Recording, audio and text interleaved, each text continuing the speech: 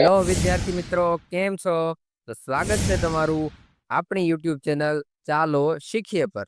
વિદ્યાર્થી મિત્રો, આપણે આ વિડીયોમાં પાઠ 4 જે કવિતા છે અષાઢે એનું સ્વાધ્યાયનું સંપૂર્ણ સોલ્યુશન જોવાના છીએ. તો ચાલો શીખીએ. સૌ પ્રથમ વિદ્યાર્થી મિત્રો, આપણે વાતચીતના પ્રશ્નોથી શરૂ કરવાના છીએ. જેમ મેં જણાવ્યું છે તેમ કે વાતચીતના પ્રશ્નોના જવાબ જે છે એ બધાના અલગ અલગ હોઈ શકે છે. તમે તમારી રીતે પણ લખી શકો છો. એમાં પહેલો જ પ્રશ્ન છે કે આપણે વહેલા કેમ જાગવું જોઈએ? તો તમને શું લાગે છે આપણે વહેલા કેમ ઉઠવું જોઈએ? તો એનો જવાબ તમારે લખવાનો છે. મેં અહીંયા લખ્યું છે કે વહેલા જાગવાથી સવારની તાજી હવા મળે છે, સૂર્યપ્રકાશનો લાભ મળે છે, શરીર અને મન પ્રફુલ્લિત રહે છે, દિવસના કામ માટે વધારે સમય મળે છે. કવિતા મુજબ સવારના અજવાળા અને વાયુરૂપી અતિથિને આવકારવા માટે આપણે વહેલા જાગવું જોઈએ. પ્રશ્ન નંબર 2 છે કે તમારા ઘરે મહેમાન આવવાના હોય તો કેવી કેવી તૈયારીઓ થાય છે? તમને ખબર જ હોય કે મહેમાન આવે તો આપણા ઘરે કેવી કેવી તૈયારી થાય, પણ એ મહેમાન ઉપર આધાર રાખે. કયા મહેમાન આવવાના છે એની ઉપર તૈયારીઓ થતી હોય છે, હે ને? તો અહીંયા મેં લખ્યું છે કે જો ઘરની સફાઈ કરીએ, મહેમાન માટે નાસ્તો પાણી કે ભોજન બનાવીએ, એમના માટે રહેવાની વ્યવસ્થા કરીએ, એમની સાથે વાતો કરીએ અને એમનો આવકાર કરીએ. આવી તૈયારીઓ આપણા ઘરે મહેમાન આવવાના હોય તો આપણે કરીએ છીએ. ચલો, પ્રશ્ન નંબર 3, સવારના અને સાંજના વાતાવરણમાં શા ફેર હોય છે? સવારનું વાતાવરણ અને સાંજનું વાતાવરણ એ બંનેમાં શું ફરક હોય છે એ આપણે લખવાનું છે. જો વિદ્યાર્થી મિત્રો, આનો જવાબ આપણે એક કોલમ બનાવીને પણ લખી શકીએ છીએ કે સવારનું બાજુમાં સવારનું વાતાવરણ અને એની બાજુમાં પેલી લાઈન કરી અને સાંજનું વાતાવરણ, એવી રીતે પણ જવાબ લખી શકીએ. પણ મેં આવી રીતે લખ્યો છે. જો લખ્યું છે કે સવારે વાતાવરણ ઠંડુ અને તાજગી ભર્યું હોય છે, પક્ષીઓનો કલરવ સંભળાય છે, સૂર્ય ઉગી રહ્યો હોય છે. સાંજે વાતાવરણ ઠંડુ થવા માંડે છે, સૂર્ય આથમી રહ્યો હોય છે, પક્ષીઓ માળામાં પાછા ફરે છે, આકાશમાં રંગો દેખાય છે. આવો જે છે એ સવાર અને સાંજના વાતાવરણમાં ફેરફાર હોય છે. આની સિવાય પણ તમને જો કંઈક નવું યાદ આવતું હોય તો તમે લખી શકો છો.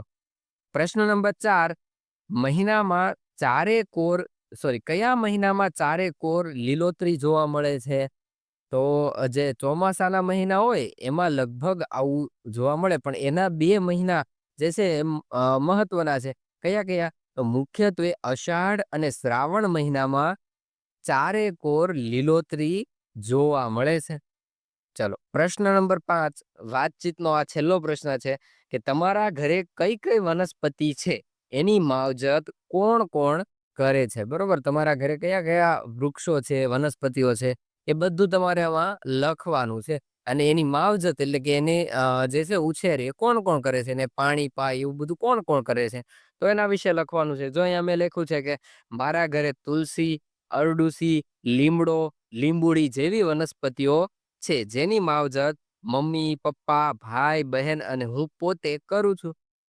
ચલો, પ્રશ્ન નંબર 2, આપેલી પંક્તિઓનો નજીકનો અર્થ નીચેનામાંથી કયો છે? જો અહીંયા 3 ઓપ્શન આપેલા છે, એક પ્રશ્ન આપેલો છે, તો એ પંક્તિ જે છે એનો અર્થ કયા ઓપ્શન સાથે બંધ બેસે છે એ ઓપ્શન આપણે લખવાનો છે. અહીંયા જો પહેલો જ પ્રશ્ન છે કે પ્રભાતે પછેડિયુંના ઓઢીએ જી આવ્યા અજવાળા જાય, તો એનો અર્થ શું થાય? જો અહીંયા 3 ઓપ્શન આપેલા છે કે મોડા સુધી ઊંઘવું જોઈએ, બીજું વહેલા ન ઉઠીએ તો સૂરજના પ્રકાશથી વંચિત રહી જઈએ, પછી ક લખેલો છે કે સવારે અજવાળું થાય એટલે ઉઠી જવું જોઈએ. એમાં બ ઓપ્શન જે છે એ સાચો છે. જો અહીંયા ટીક મારેલો છે. ચલો, પ્રશ્ન નંબર 2 કે આવ્યા વાયુએ વળી જાય, આ પંક્તિ જે છે એનો અર્થ કયો થાય છે? જે છે લખ્યું છે કે પવનથી આપણે વાળવું હોય એમ વાળી શકીએ, બરોબર.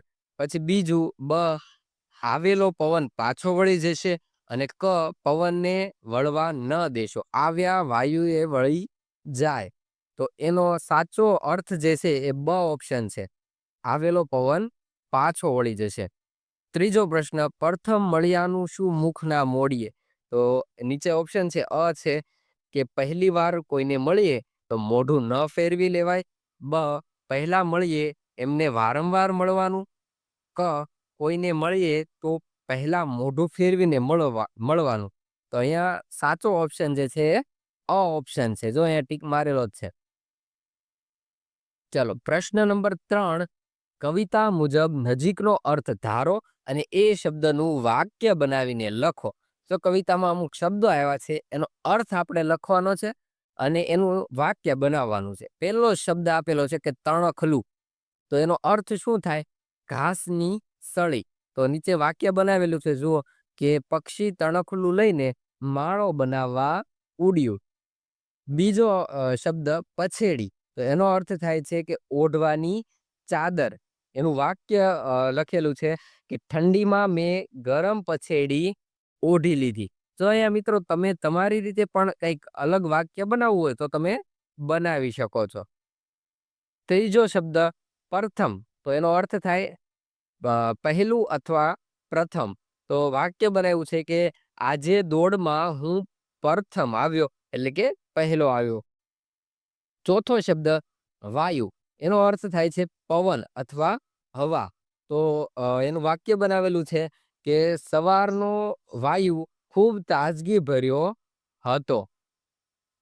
ચલો પ્રશ્ન નંબર 4, આપેલી કાવ્ય પંક્તિ વાંચો, ચર્ચા કરો અને લખો. હવે પહેલા તો અહીંયા કાવ્ય પંક્તિ આપેલી છે, આપણે વાંચવાની છે અને વિચારવાનું છે, ચર્ચા કરી અને પછી આપણે લખવાનું છે. જો અહીંયા કાવ્ય પંક્તિ આપેલી છે કે પ્રભાતે પછેડિયુંના ઓઢીએ જી આવ્યા અજવાળા જાય, આવ્યા વાયુએ વળી જાય, આવ્યા રે અતિથિ ના તર છોડીએ જે. આ કવિતા પંક્તિનો અર્થ શું થાય છે કે સવારે આપણે વહેલા ઉઠવું જોઈએ, એવું આ કવિતા પંક્તિ જે છે એમાં કવિ કહેવા માંગે છે. અને જે અતિથિ આવ્યા હોય એનું હંમેશા આપણે એનો આવકાર કરવો જોઈએ અને ક્યારેય આપણે તરછોડવા જોઈએ નહીં. તો અહીંયા જો ચર્ચા છે એમાં પ્રશ્નો આપેલા છે, થોડા એના જવાબ આપવાના છે. અજવાળા પાછા વળી જાય એટલે શું? તો જો જવાબ લખેલો છે, જો આપણે સવારે મોડે સુધી સૂઈ રહીએ તો સવારનો જે તાજો સૂર્યપ્રકાશ અને દિવસની શરૂઆતનો લાભ મળવાનો હોય એ ગુમાવી દઈએ છીએ.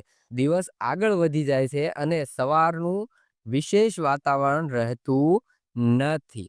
ચલો પ્રશ્ન નંબર 2 આપેલો છે કે જો વહેલા ઉઠીએ તો એનો જવાબ આવે કે જો આપણે વહેલા ઉઠીએ તો સવારના તાજા વાતાવરણનો, શુદ્ધ હવાનો અને સૂર્યપ્રકાશનો લાભ લઈ શકીએ છીએ. શરીર અને મન સ્વસ્થ રહે છે અને દિવસની શરૂઆત સારી થાય છે. ચલો આ ત્રીજો પ્રશ્ન અને છેલ્લો છે કે મહેમાનને આપણે સંપૂર્ણ માન આપવું જોઈએ. પૂછે છે કે મહેમાનને આપણે સંપૂર્ણ માન આપવું જોઈએ. તો તમને શું લાગે છે, મહેમાનને સંપૂર્ણ માન આપવું જોઈએ? જો આપવું જોઈએ તો અહીંયા જો મેં લખેલું છે કે હા, ચોક્કસ, મહેમાન ભગવાન સમાન ગણાય છે. આપણા ઘરે આવેલા મહેમાનનું પ્રેમથી સ્વાગત કરવું જોઈએ, એમની જરૂરિયાતોનું ધ્યાન રાખવું અને એમની સાથે સારો વ્યવહાર કરવો એ આપણી સંસ્કૃતિ છે. કવિતામાં પણ સવારના અજવાળા અને વાયુને અતિથિ કહીને એમનો સ્વીકાર કરવાનું કહ્યું છે. ને આપણા શાસ્ત્રોમાં તો એમ પણ કહ્યું છે કે અતિથિ દેવો ભવ, એટલે કે મહેમાન જે છે ભગવાન સમાન છે, એમને હંમેશા માન આપવું જોઈએ. પ્રશ્ન નંબર 5, આડા અવળા થઈ ગયેલા શબ્દોને યોગ્ય સ્થાને મૂકી વાક્ય ફરીથી લખો. જો અહીંયા ઉદાહરણ આપેલું છે એના પ્રમાણે આપણે નીચેના વાક્યો બનાવવાના. જો ઉદાહરણ છે કે જી તરછોડીએ એ અતિથિના આવ્યા. જો આ વાક્ય વાંચ્યું એટલે આપણે કાંઈ આમાં ટપ્પો પડ્યો નહીં, આ શું કહેવા માંગે છે એવું કાંઈ ખબર નથી પડતી. તો એમાં જે આડાવાળા શબ્દો જે થઈ ગયા છે એને યોગ્ય સ્થાને મૂકી અને સરખું વાક્ય બનાવવાનું. જો અહીંયા વાક્ય બનાવેલું છે કે આવ્યા એ અતિથિના તરછોડીએ જી, બરોબર, આવ્યા અતિથિને તરછોડવા ન જોઈએ. પછી પેલું જે છે એ બીજું આપેલું છે કે પત્તીની એની ઝેરે પોઢીએ પીમળમાં. આવી કંઈક પંક્તિ આવેલી છે પણ આ ટાઈપની નથી. એમાં જે છે શબ્દો થોડા આડાવડા છે. તો સાચું વાક્ય બને છે કે એની પત્તીની પીમળમાં પોઢીએ જીરે. આ તમને કવિતામાંથી સીધા મળી જ રહેશે, બરોબર. તો બીજો છે કે મોડીએ જી મુખ મળ્યા શું પ્રથમના.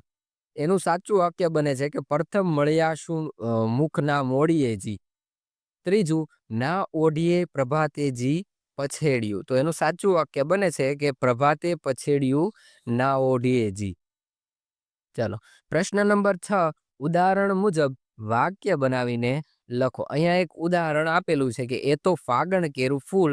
તો નીચે આપેલું છે કે એ તો ફાગણનું ફૂલ. બરોબર. હવે શું કરવાનું છે તેની સૂચના અહીંયા આપેલી. જો લખ્યું છે કે અહીં કેરું નો અર્થ નું એવો થાય છે. તમે આવા બીજા વાક્ય પંક્તિઓ બનાવીને મેળવીને લખો. બરોબર. જો અહીંયા એક શબ્દ આવ્યો કે એ તો ફાગણ કેરું ફૂલ. જો આ કેરું શબ્દ રહ્યો એનો અર્થ શું થાય? તો એનો અર્થ થાય છે નું. નીચે તો બીજું વાક્ય લખ્યું છે કે એમાં એ તો ફાગણનું ફૂલ. બરોબર. તો આપણે આ કેરું શબ્દ વાળા જે છે એ વાક્ય આપણે બનાવવાના છે. જો અહીંયા પહેલો જ વાક્ય મેં બનાવ્યું છે કે ડુંગર કેરી ખીણમાં ગાંભુ નામે ગામ. બરોબર. તો એનો અર્થ શું થાય છે? એ કેરું લખ્યું એની જગ્યાએ આપણે શું કરી શકીએ કે ડુંગરની ખીણમાં ગાંભુ નામે ગામ. કારણ કે કેરી હતી એનો અર્થ થયો ની. બીજું વાક્ય, લવિંગ કેરી લાકડીએ રામે સીતાને માર્યા. જો આ જે પંક્તિ જે છે એક લોકગીતની પંક્તિ છે. બરોબર. આ લોકગીત બહુ પ્રખ્યાત છે.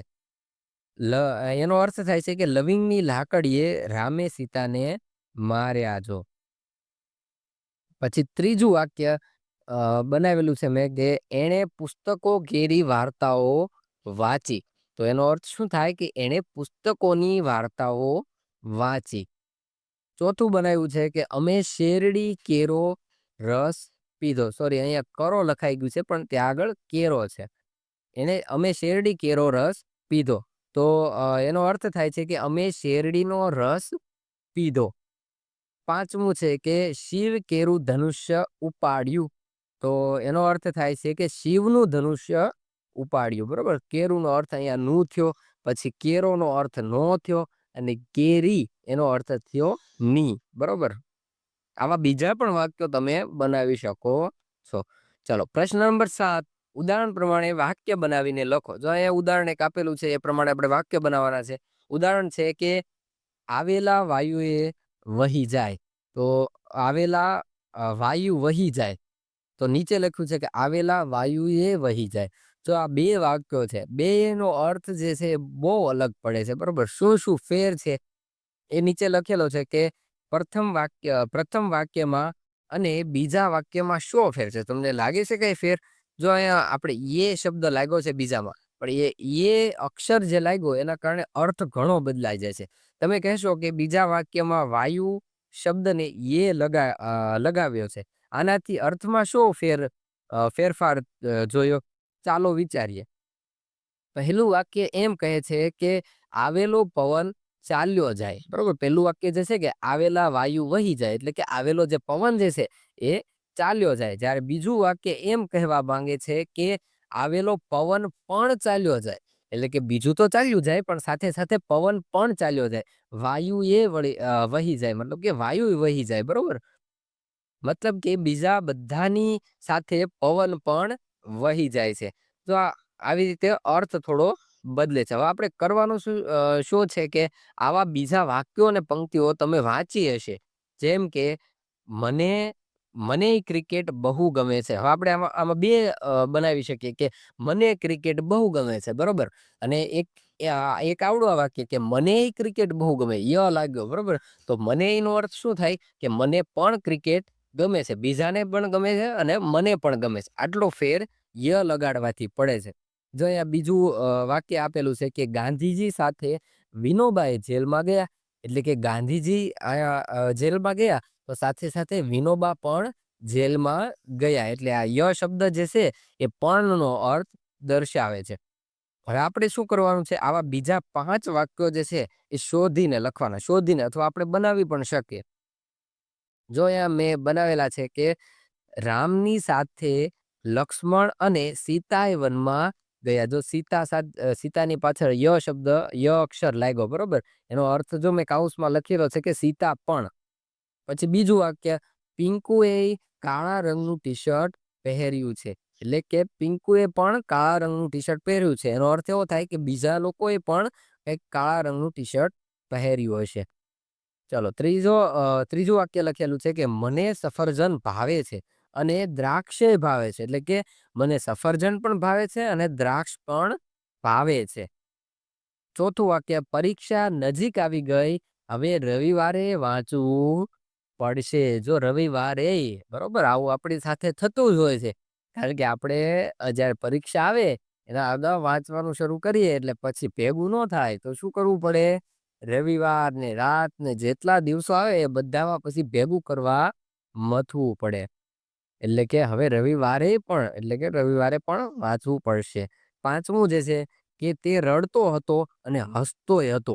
એટલે કે તે રડતો હતો અને હસતો પણ હતો. એટલે બે એક સાથે થાય નહીં પણ અહીંયા લખ્યું છે. પ્રશ્ન નંબર 8 આપેલા શબ્દને ઉદાહરણ મુજબ કલાત્મક રીતે લખો. જો અહીંયા તમારા પાઠ્યપુસ્તક છે એમાં અષાઢ શબ્દ આપેલો છે. બરોબર, અષાઢ અલગ અલગ રીતે લખેલા છે. જો પેલું સામાન્ય રીતે લખેલું છે, બીજું થોડું કંઈક લાંબો કર્યો છે અને આવી રીતે કર્યો, શ વચ્ચેનો થોડો અલગ કર્યો.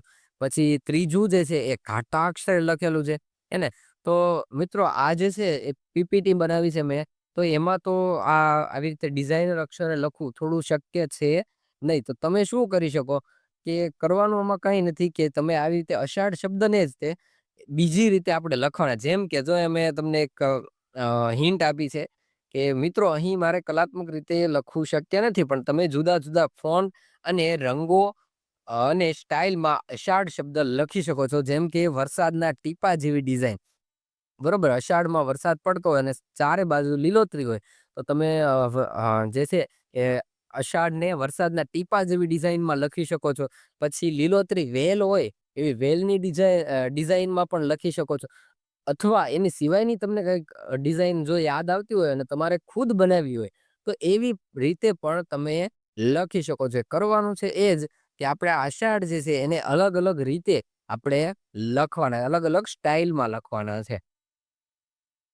પ્રશ્ન નંબર 9 ઉદાહરણ મુજબ શબ્દો બનાવો.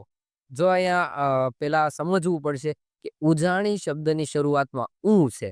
બરોબર, આપણને ખબર હોય કે સ્વર અને વ્યંજન આપણે અગાઉના ધોરણમાં ભણી ગયા છીએ એટલે આપણે ખબર જ હોય કે સ્વર કોને કહેવાય ને વ્યંજન કોને કહેવાય. તો જે છે એ સ્વર છે. બરોબર, ઉજાણી શબ્દની શરૂઆતમાં જે આવ્યો એ સ્વર છે. તેમજ અંતમાં આવ્યો. જો આ જે છે એ વ્યંજન છે, પણ એમાં ની જગ્યાએ જો અણી આવ્યું છે. બરોબર, તો પ્લસ ઈ એટલે કે ઈ થયો. છેલ્લો અર્થ શું થાય? ઈ છેલ્લો જે છે એ અક્ષર આમ જોવા જઈએ તો સ્વર બને છે. કારણ કે પ્લસ ઈ એટલે કે ઈ જે છે એ સ્વર વ્યંજનની સાથે જોડાય છે. એટલે કે છેલ્લો અક્ષર બને તો ઈ બને છે. એ પણ સ્વર છે. તો આવી રીતે શરૂઆત અને અંતમાં સ્વર આવતા હોય એવા શબ્દો શોધીને લખો. જેમ કે અજગર. જો હવે તમે એમ કહેશો કે આમાં તો છેલ્લે છે, તો આમાં કઈ રીતે જે છે એ પાછળ સ્વર આવ્યો કહેવાય? જો તમે આની સંધિ છૂટી પાડવા જાઓ, બરોબર, અલગ અલગ કરો તો તમે જોયું હશે કે આપણે ખોડા અક્ષરો લખતા હોઈએ અને નીચે થોડીક લાઈન આવે એવા અક્ષરો, તો પ્લસ બરોબર, ખોડો પ્લસ એ બંને ભેગા થાય તો શું થાય? આખો બને. એટલે કે આ અજગર શબ્દ જે છે એમાં રહ્યો એ તો સ્વર છે અને પાછળ આવ્યો એમાં સાથે જોડાયેલો છે. એટલે કે જે છે એ પણ સ્વર છે. એટલે કે આ આખો શબ્દ જે છે એ શરૂઆત પણ સ્વરથી થાય છે અને અંત પણ સ્વરથી જ થાય છે. એવી જ રીતે ઇમારત. બરોબર, એમાં જો ઈ છે એ સ્વર છે અને પ્લસ એટલે કે એ પણ છેલ્લે આવે એટલે સ્વર છે. બરોબર, તો આપણે શું કરવાનું છે કે આવા બીજા જે શરૂઆતમાં અને પાછળ સ્વરો આવતા હોય એવા શબ્દો જે છે એ શોધીને લખવાના. મૂળ એમ છે કે ખોડો અક્ષર ન આવતા હોય એવા શબ્દો આપણે શોધીને લખવાના છે અને આગળ જે છે એ સ્વર હોવો જોઈએ. જો અહીંયા અમે લખેલા છે અને સંધિ પણ છૂટી પાડેલી છે. બરોબર, તમને સમજાય એ માટે. પેલો છે કે આગબોટ. એમાં જો આ જે છે એ સ્વર છે. બરોબર, અને ટ જે છે છેલ્લો અક્ષર ટ, એ ટ કઈ રીતે બને? તો અડધો ટ પ્લસ એટલે કે ટ. તો આ પાછળ તો જ આવ્યો એટલે પણ સ્વર છે. એવી જ રીતે આરામ, જો તમે કૌંસમાં આપેલું છે એનું એ સમજી શકો છો. આરામ જે છે, પછી ઉપકાર જે છે, એ પછી ઈરાદો છે, પછી એકડો છે, પછી ઓશિકું છે, પછી જે છે અનાજ જે છે, પછી આવક, પછી ઉમંગ, આવી રીતે શબ્દો બને છે. હવે પ્રશ્ન નંબર 10. આપણે જે અત્યારે સ્વર અને વ્યંજન વાળું શીખ્યા એની જ ઉપર આધારિત આ પ્રશ્ન છે. નીચેના પૈકી કયા શબ્દ સ્વરાંત અને કયા શબ્દ સ્વરાંત નથી એ જુદા પાડો. સ્વરાંત એટલે શું? પેલા તો આપણે એવો જ પ્રશ્ન થાય. તો આની સંધિ છૂટી પાડો તો ખબર પડે. સ્વરાંત એટલે સ્વર પ્લસ અંત, એટલે કે જે શબ્દના છેલ્લે સ્વર આવતો હોય એ શબ્દોને સ્વરાંત કહેવાય. હમણાં જ આપણે જોયા, જેટલા આપણે જોયા એ સ્વરાંત હતા, બરોબર? કારણ કે પાછળ જે છે એ સ્વર આવતો હતો, તો એને સ્વરાંત કહેવાય. અને જેના અક્ષરે સ્વર નો આવતો હોય છેલ્લે, જે શબ્દના છેલ્લે સ્વર નો આવતો હોય એને સ્વરાંત નહીં, પણ એને કહેવાય વ્યંજનાત, બરોબર? એટલે અહીંયા સ્વરાંત નથી. એવા નીચે શબ્દો આપેલા છે: અષાઢ, તણખલું, અતિથિ, સાક્ષાત, સદ, પછી પ્રભાત, પછી બલાદ, પછી મહદ, ફૂલ, ભૂલ. જો અહીંયા તમે જોશો તો અમુક અક્ષર જે છે એ તમને ખોડા અક્ષર જોવા મળે છે છેલ્લે. એ જેટલા ખોડા અક્ષર જે છે એ બધા સ્વરાંત ન કહેવાય, બરોબર? કારણ કે એ ખોડા છે, એની સાથે સ્વર જોડાયેલો નથી. એટલે મેં જો અહીંયા વિભાજન આપેલું છે કે સ્વરાંત શબ્દો, તો અષાઢ, તણખલું, અતિથિ, પ્રભાત, ફૂલ અને ભૂલ, આ બધા જે છે શબ્દો એની અંતે સ્વર આવે છે. કારણ કે પૂર્ણ શબ્દો છે તો એના અંતે સ્વર જ આવે. પછી જે છે એ આપેલા છે સ્વરાંત ન હોય તેવા શબ્દો, તો સાક્ષાત, પછી સદ, બલાત, પછી મહદ. આ જેટલા શબ્દો જે છે એને પાછળ ખોડા અક્ષરો આવે છે, એટલે કે એ સ્વરાંત શબ્દો નથી. ચલો આગળનો પ્રશ્ન, પ્રશ્ન નંબર 11. પ્રશ્નોના જવાબ લખો. પહેલો જ પ્રશ્ન આપેલો છે કે આવેલા અજવાળા જાય એવું કેમ કહેવાયું હશે? તો જ્યારે આપણે કવિતા સમજાતા ત્યારે પણ મેં આ સમજાવ્યું હતું. તો આનો જવાબ આવે છે કે સવારના તાજા અજવાળા અને તાજી હવા આપણા માટે એક તક રૂપે આવે છે. જો આપણે વહેલા ઉઠીને એનો લાભ ન લઈએ તો સમય વીતી જાય છે અને એ સવારની તાજગી અને પ્રકાશ ચાલ્યા જાય છે. આથી એને આવેલા અજવાળા જાય એમ કહેવાયું છે. પ્રશ્ન નંબર 2. અતિથિને કેમ ન તરછોડવા જોઈએ? આપણે હમણાં જ જોયું. ફરીથી આનો પ્રશ્ન જો લખો છે જવાબ, કે અતિથિ એટલે મહેમાન. મહેમાન આપણા ઘરે આવે ત્યારે એ આપણને મળવા, પ્રેમ વહેંચવા આવે છે. એમનું સ્વાગત કરવું જોઈએ, એમની સાથે સારો વ્યવહાર કરવો જોઈએ. એ આપણી સંસ્કૃતિ છે. મહેમાનને તરછોડવા એ અસભ્યતા ગણાય અને એનાથી સંબંધો બગડી શકે છે. કવિતામાં સવારની તાજગી રૂપી અતિથિને પણ તરછોડવાની ના પાડી છે, જેનો અર્થ થાય છે કે સારી તકો ઝડપી લેવી જોઈએ. પ્રશ્ન નંબર 3 જે છે, સમજવા લાયક પ્રશ્ન છે કે મુખ ફેરવવું અને મુખ ફેરવ્યું એમાં શું ફરક છે? આ બે જે છે એમાં શું ફરક છે? તો નીચે ફરક આપેલો જો, કે મુખ ફેરવવું, આ જે છે શું છે કે આ ક્રિયા દર્શાવે છે. કોઈ વ્યક્તિથી નારાજ થઈને કે અણગમો બતાવીને એની સામે જોવાનું ટાળવું એ મુખ ફેરવવું કહેવાય. આ એક સામાન્ય વર્તણૂક છે, બરોબર? કોઈ વ્યક્તિથી આપણે અણગમો હોય, ન ગમતું હોય કે એવું કંઈક વાંધો હોય તો આપણે એની સામે જોવાનું ટાળવી, તો એને કહેવાય કે મુખ ફેરવવું, બરોબર? અને એ જે છે એક ક્રિયા દર્શાવે છે. હવે મુખ ફેરવ્યું એટલે શું? તો આ જે વાક્ય છે એ શું દર્શાવે છે? આ ક્રિયા થઈ ગઈ હોય એમ દર્શાવે છે, બરોબર? ભૂતકાળ દર્શાવે છે કે એ માણસે જે છે એ મુખ ફેરવી લીધું હતું. આપણે એમ કહી શકીએ છીએ કે મુખ ફેરવ્યું, એટલે કે આ જે છે એ ક્રિયા પૂર્ણ થઈ ગઈ હોય એવું દર્શાવે છે. ભૂતકાળની કોઈ વાત છે, કોઈ વ્યક્તિને મળ્યા ત્યારે તમે એની સામે મુખ ફેરવી લીધું, એટલે કે એની ઉપેક્ષા કરી કે અણગમો બતાવ્યો, બરોબર? એનો અણગમો બતાવ્યો અને તમે ભૂતકાળમાં એની સાથે મુખ ફેરવી લીધું હોય, તો આ જે છે ભૂતકાળની ક્રિયા દર્શાવે છે, એવું દર્શાવે છે. ચલો પ્રશ્ન નંબર 4, કોને ધરતીના શ્વાસ કહ્યા છે? તો ધરતીના શ્વાસ કોને કહ્યા છે? અહીંયા જવાબ આપે છે કે અષાઢ મહિનાના વરસાદ પછી જે નવું કૂણું ઘાસ ફૂટી નીકળે છે, એના નાના નાના તણખલાને કવિએ ધરતીના શ્વાસ કહ્યા છે. એ ધરતીની જીવંતતા અને તાજગીનું પ્રતીક છે. તો વિદ્યાર્થી મિત્રો, અહીંયા આપણો જે છે એ વિડીયો પૂર્ણ થાય છે, સંપૂર્ણ સ્વાધ્યાય પૂર્ણ થાય છે. જો તમને વિડીયો ગમ્યો હોય તો લાઈક, શેર અને સબસ્ક્રાઇબ કરો. આવી જ રીતે આપણે બધા ચેપ્ટરનું સોલ્યુશન અને સમજૂતી પણ મૂકી રહ્યા છીએ. તો આવા જ વિડીયો જોવા માટે અમારી સાથે જોડાયેલા રહો. ધન્યવાદ.